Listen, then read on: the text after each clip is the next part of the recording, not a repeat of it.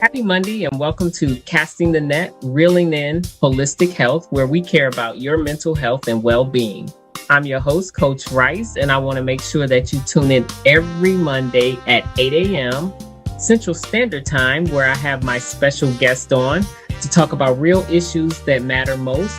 I want you to check us out on YouTube, Facebook Live, on Business Facebook page, also on the Be Awesome Network. Stay tuned. I think you're going to really like this next guest. Happy Monday and welcome to Casting the Net, where we care about your mental health and well-being. I am your host, Coach Rice. And with me today, I have Savio P. Clemente. He is a keynote and TEDx speaker, journalist, board-certified wellness coach, best-selling author, and healthcare leadership strategist. He works with leadership teams after disruption, when the crisis is over, but performance has not fully recovered. Okay. He more of a performance coach as well, right? And so, Savio, tell us where you're from and how did you embark upon this particular journey? Yeah. Well, Coach Rice, thank you so much for having me. I really appreciate it. Thank you for the intro. I am from New York. I actually was not born in this country. I came from Bombay, India. I came to the States when I was 3 years Hmm. old, and I grew up in a little town called Peekskill. If you were a fan, I'm going old school now. If you were a fan of the show The Facts of Life back in the day, Oh, you are, it yeah, took you are old place. school. It took place in a little city called Peekskill, New York. I grew up in Peekskill, New York, Okay. and so I don't live in that town. I live about 15 minutes away from that town, but I lived in New York City because I went to school in New York City for many, many years, and then I came back to this other town. And I would have to say, having both suburban and urban life was probably the best experience I could gather. It's been great. Okay. So you got this passion burning in your soul. Where did it come from? Yeah. So I knew from an early age, well, actually, when I was really, really young, I always wanted to be an astronaut. I would look at space, be fascinated with space, and then the Challenger explosion happened back in the mid 80s, if you don't remember. And basically, I was like, oh, hell no, I am not going to put my life at risk like that. And so I pivoted. I know I was really young, but I pivoted and I actually knew that I wanted to do something with computers. I was always very good at it. I would tell my parents, even back in the day when everything was so new, that I was going to do something with computers. And sure enough, I did. I went to college for computer science and information systems. I worked for dot coms back in the dot com boom, and then also was a casualty of the dot com crash. And I worked for a lot of startups, a lot of dot coms, and then my life sort of pivoted in a very dramatic way in 2014. I'm fast forwarding a lot now. I was diagnosed with stage 3 non-Hodgkin's lymphoma. The way it happened was really odd. Up until that point in my life, I didn't really have any health issues or problems, but I was seeing a naturopath. Basically, a naturopath is someone who analyzes your blood and tells you what like vitamin structures to take, what diets to take. And I was seeing him for about 7 years, so I noticed that I came back from a trip with a friend, and we came back from Europe, Paris, and Amsterdam. And I noticed I was having like drenching night sweats. And I'm like, well, this is odd. I'm in Mm. Europe, I'm not in some tropical country. I came back, and then my stomach started getting distended. And I was like, let me go see him. So I saw him, and he's like, oh, based upon this blood work, something's wrong. He's like, you really need to seek mainstream medicine. He's like, go get a sonogram. I'm like, why a sonogram? And he wouldn't tell me.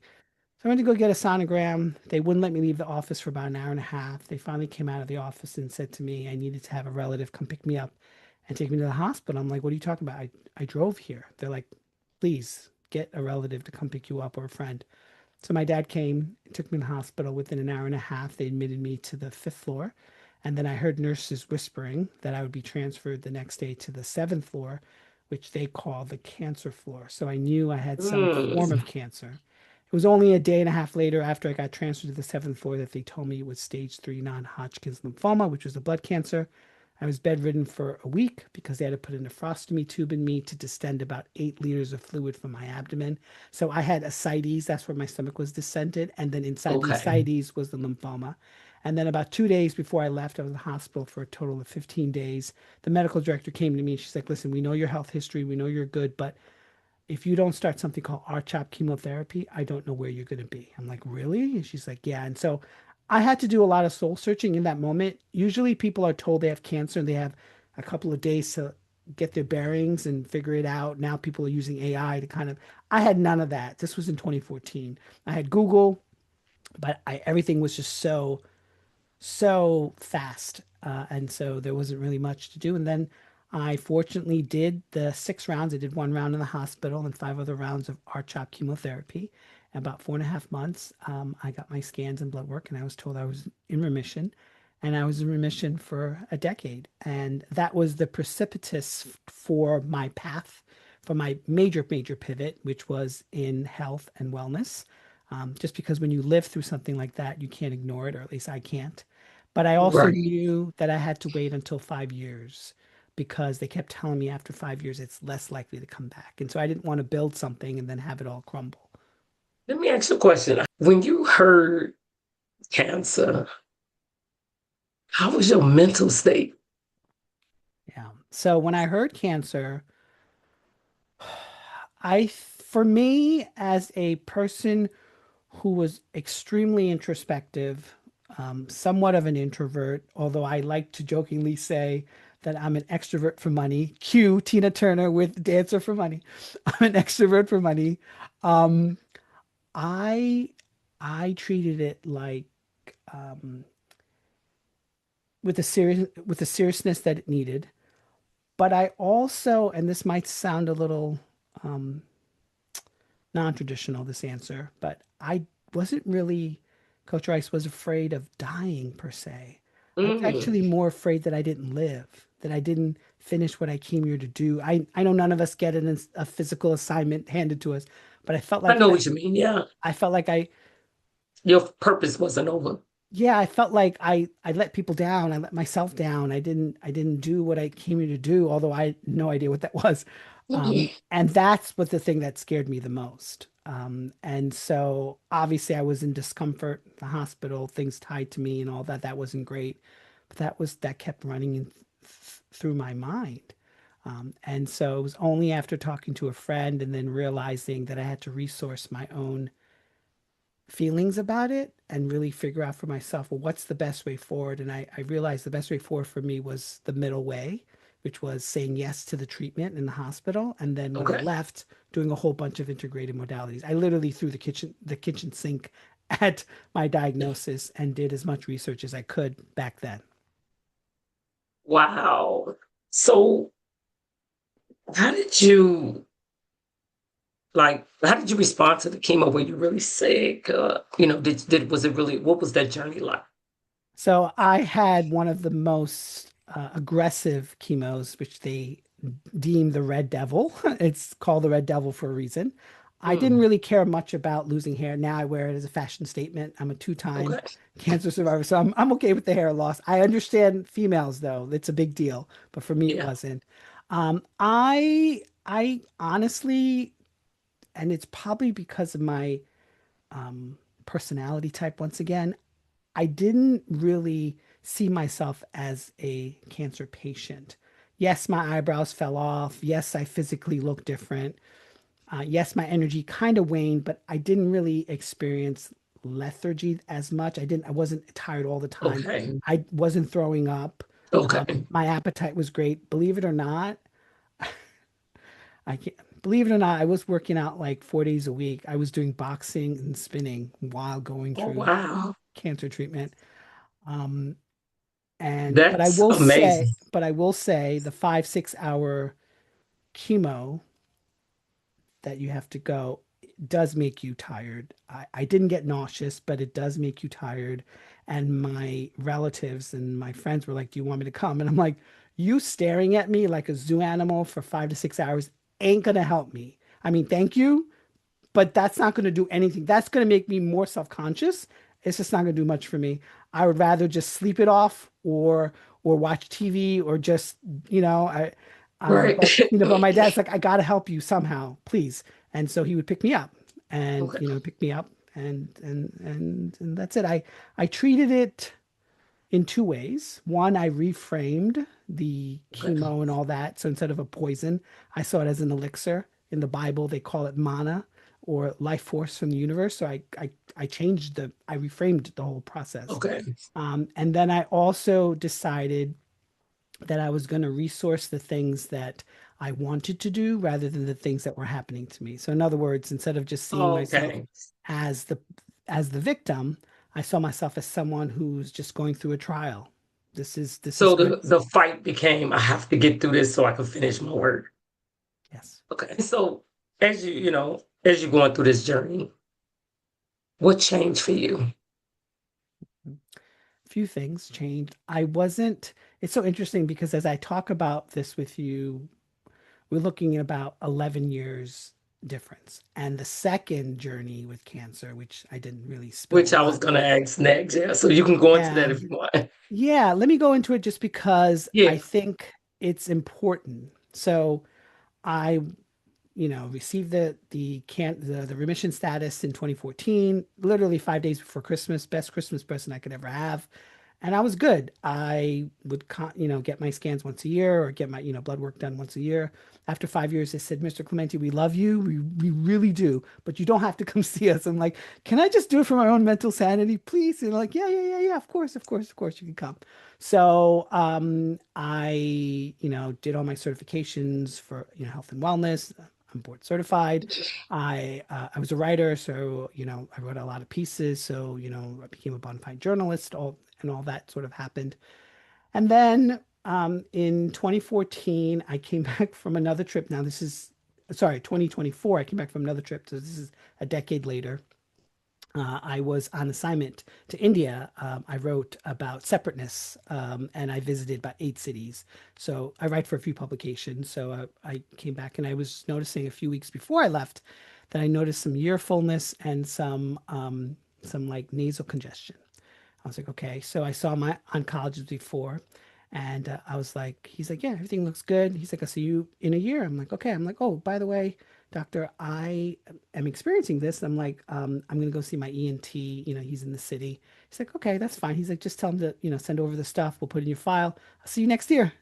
I'm like, okay, great. And so I go see my ENT. My ENT goes to me, Savio, there's a lot of nasal congestion in your right nostril. He's like, you're a B cell lymphoma survivor, right? And I'm like, yeah, I'm like a decade now, like in remission. And he's like, do you know B cells can live in the nasal cavity? I'm like, what? I mean, Coach Rice, I thought I was going for nasal medication. Like I had no idea we were talking about cancer. And he's like, yeah. And he says this to me that echoes consistently. He's like, I've been burned as a doctor before. So he's like, let's do the safest route and let's get an MRI. I'm like, really? He's like, yeah. So I got an MRI. It looked weird to him. He's like, let's do a biopsy. And Friday at 3 p.m., I receive a MyChart notification. I read it.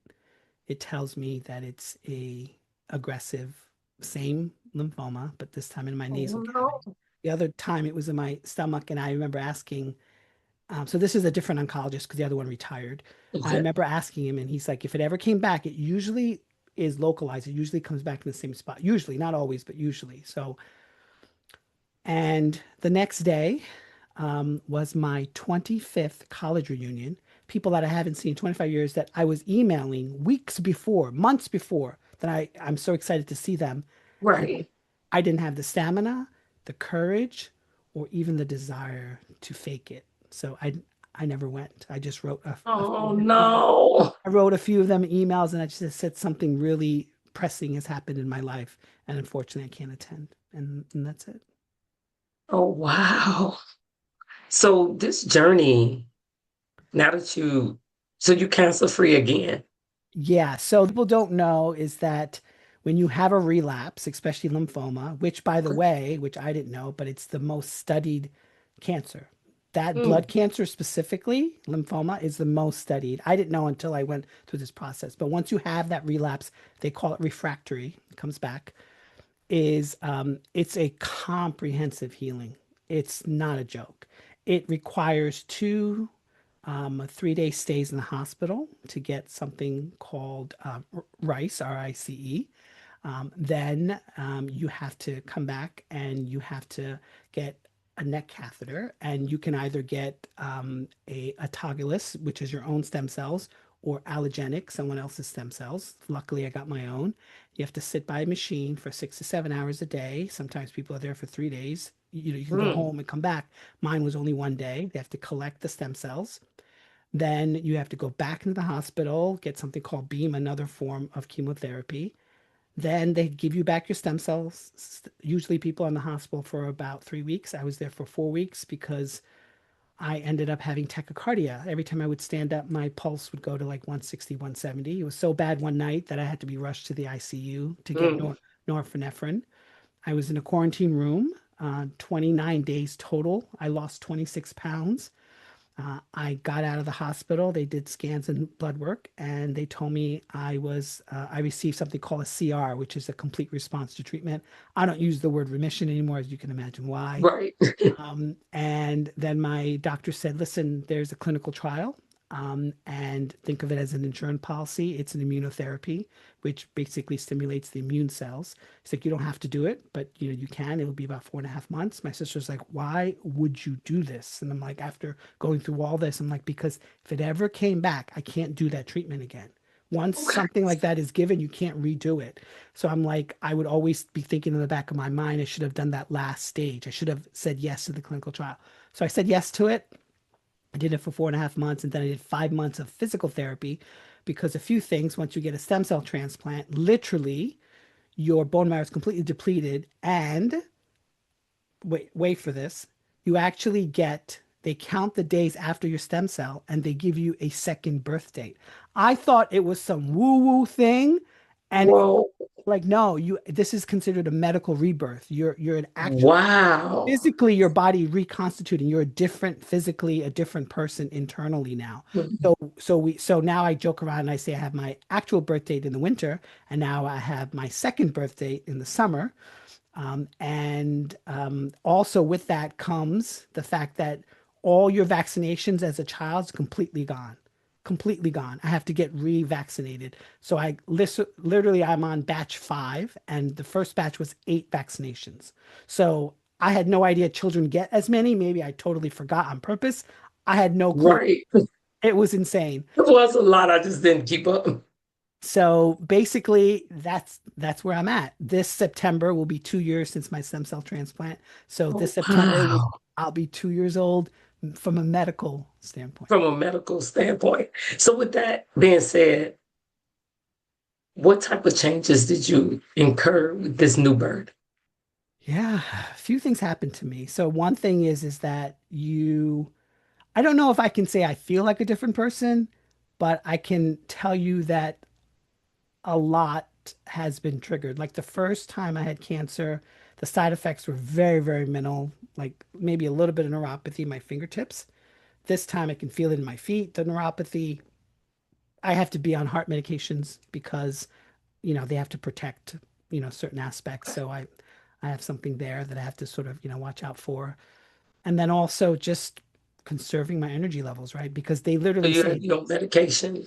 yeah, I'm on heart medication So because you're on, so what changed was you're on medication and you have to conserve your energy. I have to conserve my energy, but also to a large degree, what's changed also is that I don't feel like I have to give someone an answer for saying no. Like if I don't Oh, want to you do learned, something, you I just learned no can't. is your best I friend, just right? I just cancel it. I mean, I'm nice about it, but I don't give a reason. I just say unfortunately I can't make it. Yeah. And the other thing that changed as well is I learned a lot of things that only this experience could give me, this lived experience. So my background is I work with healthcare leaders and leaders. I talk about pressure. I talk about high stakes situations. I talk about disruption. I talk about the fact that performance doesn't fail first, clarity does. And so you don't have Yes. clarity. And so I practice what I preached. I'm like, okay, I'm board certified health and wellness coach. What do I do? Because once you get medical treatment and you have a team of people, once that's gone, you're left to your own devices. That's why so many people falter because they don't know how That's to true. adapt to the rest of it. And fortunately, I've been through the first phase, first time in 2014. So I knew the enemy well, so to speak. So I knew what I was going up against. So I wasn't really concerned about my mental state or my emotional state or even my like psychological state. I was more, I needed the medicines. I needed the scientific validated medications for this. And I also knew that I had to do other things of an integrative level. So, you're probably not going to laugh because you're in this industry, but I did like ecstatic dance where I was like barefoot dancing by myself. I did internal family systems work. I mean, I did so many things except for psychedelics because I didn't feel like that my mind was in trauma. I felt like my body Right. was in trauma. And so why open that door? Because you have to be responsible Right. if you open any door in life. And so that's the only thing I didn't do. But if you name a healing modality, even an ancient one, I did it. I You've did done it. it. I did it in those 16 months. I totly did it in those 16 months. And I So was let me ask you a was question. about it Let too. me let me let me ask you a question because you're not only a and wellness coach, you're also an executive coach. Mhm. Tell me, how do you incorporate the two, or do you incorporate the two, or how do you differentiate it? Sure. So most people, few things. Most people think that leadership is in this executive corporate world. No. No. What is Coach Rice? What is leadership? Leadership is someone you want to emulate, Yes. follow, and someone that you actually want to some degree be or mirror. And so for me, whenever I'm doing executive coaching, it's the human that's always there. Yeah, it Right. might be some great words like how do I increase strategic reversals, how do I increase ramp and return on investment. And of course, I can Right. speak that language. That language is important to be spoken. But at the end of the day, it's about what am I feeling? What are the frustrations? Where's the uncertainty? How do I mitigate risk? Those are the things that Yes. always come up. What are So the pain points? a lot of the work I do, so I'm also an embodied coach where I use the body as a resource. So it's not just talk therapy, it's actually where do you feel that in your body? What is Got the it. sensations? What's the imagery what's the sound that might be coming up? How do we actually move that? So I call it the three brains, the head, heart, and gut. So there's a lot of work on that. But my work is really, like I said, really about this idea of how do you navigate after a crisis? Because most people Right. think the crisis is what you need to solve. Yes, of course, we all want to solve crises, but Right. it's really about what happens after the crisis when you have to recalibrate, reorientate, Yes. figure out a new way forward. That's the key. That's when you win or lose. And so I call it the post-crisis leadership gap. It's a gap that gets created, it starts drifting, shifting, and then a chasm creates. So how do you get back to that place? And when it comes to organizations and teams, that's like the number one question that most people are asking because in a disruptive world like ours, socially, don't even get me started Yes. politically, don't even get me started politically, and also technologically with Socially, AI. also, God. Yeah, with AI, everyone's asking, how do I figure it out? What's Exactly. what's That's the true. way? And so when you think about the disruption, I think about that often, especially with corporations, Yep. because you have so many different generations in the corporation. And, when you think about that, like disruption, what do you think it teaches us about our identity?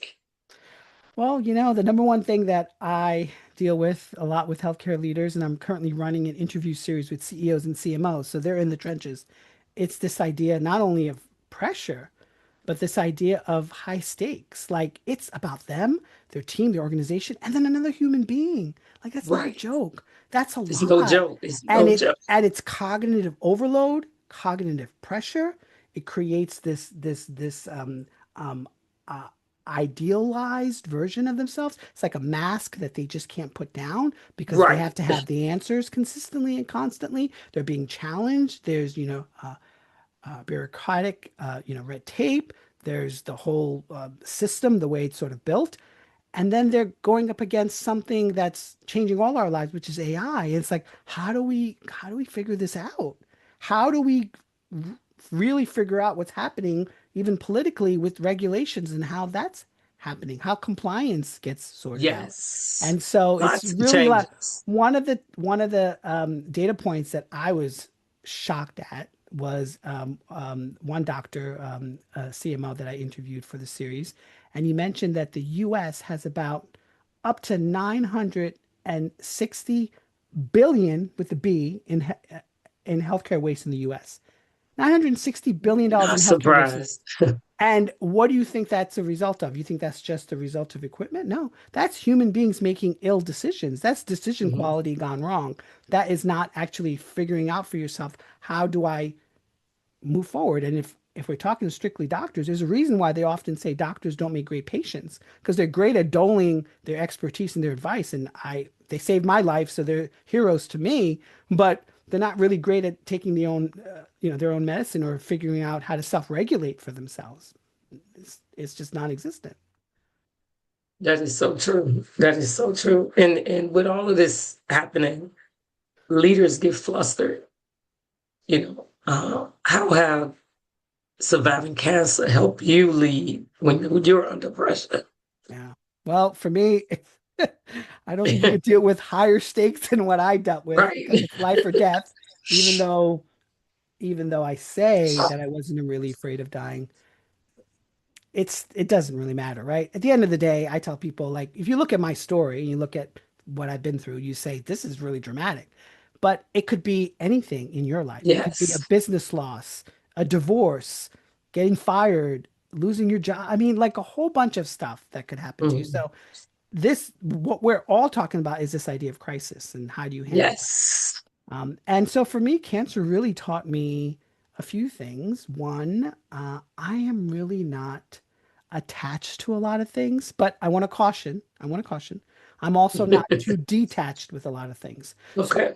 I live in that middle space Okay. because I think it's very important to not feel like you don't care, because then you become apathetic, and that's not Yes. the right way forward. That's not the balanced way forward. At least if someone like me who's seeking balance, that's just not the right way forward. Right. Another thing also is perspective.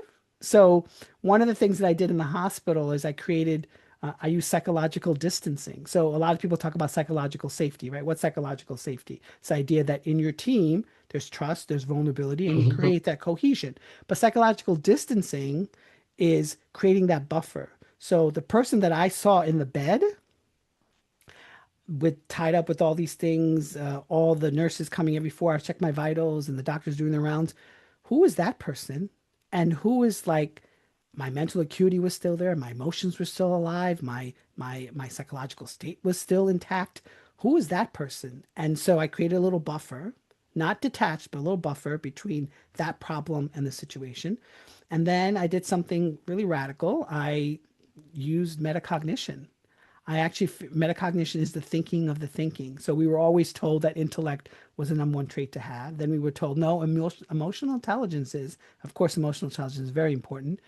But really, the data and the research out right now is metacognition. It's the who's doing the thinking, what consciousness is running through the situation. And so I was forced to actually wrestle with these things. One of the major things that really helped me was two anchors, which was silence and stillness. And I don't care what belief system you believe in, it could be no belief system, but silence and stillness, I'm telling you, they're gold. Because They are. when you sink into it, you realize something very important. You realize that the illusion that this is all real, like my pain and my sorrow, my discomfort, this is real. This is not pretend, Right. but there's much more to it. The illusion is thinking that this is all there is, and it's not. Right. There's something else. I can't validate that for anyone. Right. I No know one what you I mean. know knows, but it's something that you can only experience what you experience. And then I did use something like an adaptive resilience mindset, where instead of thinking of it as just bouncing back, I thought of it, well, how can I be adaptable in this moment? How can use the flexibility, create strategies from the discomfort that I was going through? And then I was doing things like self-regulation. I'm been a long time meditator. I've been meditating for over 20 years. This is before my cancers. But I tell people, no, it could be prayer, it could be journaling, it could Right. be walking in silence, it could be breath work, it could be humming. I don't care, whatever works for you. Use those things that are available to you. I'm not very prescriptive in what I do. I'm also not a doctor or therapist. I know my Right. lane. You know your lane. We know as coaches, we help guide people to find the Yes. answers for themselves. That's what a really great coach does. And so for me, I'm not prescriptive. I often tell people just two things: do whatever works for you, but two things: don't hurt yourself and don't hurt another person. That's the only Yes. Only guardrails that I want you to focus on. That's it. That's boundaries. Boundaries intact. So tell us about the book you wrote. Yeah. So that book came to be about 4 years ago. At this point, as a journalist, I've interviewed, gosh, over 2,000 leaders, change makers, even celebrities. I've interviewed Venus Williams, Ice-T, Deborah Messing, a whole bunch of people. And I also, with the book, interviewed 200 cancer survivors. And it was all walks of Wow. life, different cancers. And then I took 35 of their stories, told my own, and it was called I Survived Cancer. Here is How I Did It. 35 cancer survivors share their journey. And it became, thankfully, a bestseller. But the bestseller status wasn't the issue. It wasn't something I was vying for, really. Right. Yeah, of course, I wanted it, from an Right. ego level. We all want But it. but I was more touched that it reached that many people, that That's it amazing. created. And so, yeah, it's just in the book, it's a compilation of all the interviews I did with them. And one thing I told them is when you give me the submission, I had their interview, but I said, when you give me the submission, like the final draft approved, I want you to include your website, if you have one, your social media. They're like, really? You want me to promote myself in your book? Yeah. And I'm like, yeah, you know why? And they're like, why? I said, because I want people to know that you're living, that you're thriving, that you're doing, that cancer wasn't the last sentence for your story, that cancer was not the death sentence for you, that people can look you up and see that you're doing, that you're being, that you're acting, that you're living. And they're like, oh, thank you so much. I'm like, yeah, absolutely. So, of Wow. course, I have another book now percolating now since I've been through cancer twice. But I'm also testing the market, right? So in my keynotes, I test these topics and I see what resonates, because I want the next book I want to write. It's not going to be only about cancer, because that one was only about cancer. The next one's going to be something completely different, which I'm still germinating on what that is. Oh my God, Savio, that is amazing. Tell people how they can reach you.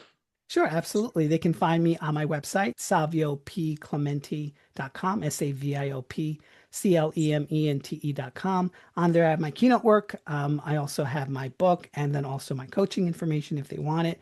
But every Wednesday, I write a Substack newsletter called The Human Resolve. And in there, right now, I told you about the CEO and CMO interview series. But also, I talk about the head, heart, and gut, which is the three brains. And I go into how you can actually create less pressure in your life and create more non-pressure by actually figuring out things. And that can all be found on the website. And then if people want to reach me on social media, they can find me at every platform at The Human Resolve. And I will put your information in the video. Sorry, my voice, No but worries. it's all good. If you can leave the audience with one piece of advice, what would it be?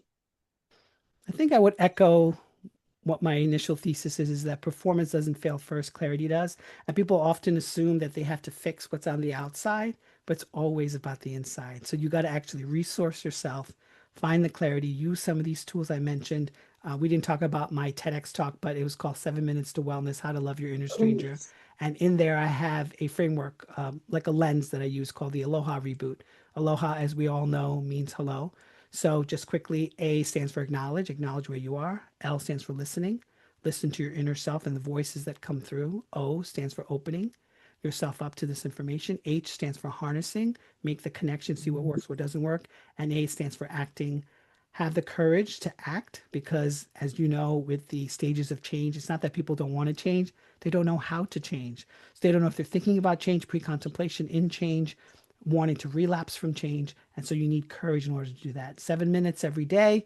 Or if you don't have 7 minutes, which someone once told me, then take one of those acronyms and practice it for a day for 1 minute. And it's called the Aloha Reboot, because as we all know, aloha in Hawaii means hello. So it's a hello to your inner self. The more clear you are, the more, as I believe, the more we catch and release, because I believe life is catching and releasing. If you have a pot and it's filled with water, if you don't empty the pot, nothing can fill it. No fresh waters can fill it. So you have to catch and release, and that's the way you do it. Yeah, I will put all your links in there so they can definitely reach out. And to the audience, I know this conversation touched your heart. And if you know someone who is struggling, whether they struggling with a crisis, or cancer or anything related to a crisis, please reach out to Savio. He lived it, breathed it. Now he can help move you forward. And so don't forget to subscribe, follow. Always have amazing people, like I told you. But let's just thank Savio for joining us today. Thank you so much, Savio. Really appreciate you. Thanks, Coach. And to the audience, have a fantastic Monday. It's your time to shine. Your journey to chart. Coach Rice wisdom will heal every heart. So join us now. Let's make life suffice. Welcome to Mondays with Coach Rice.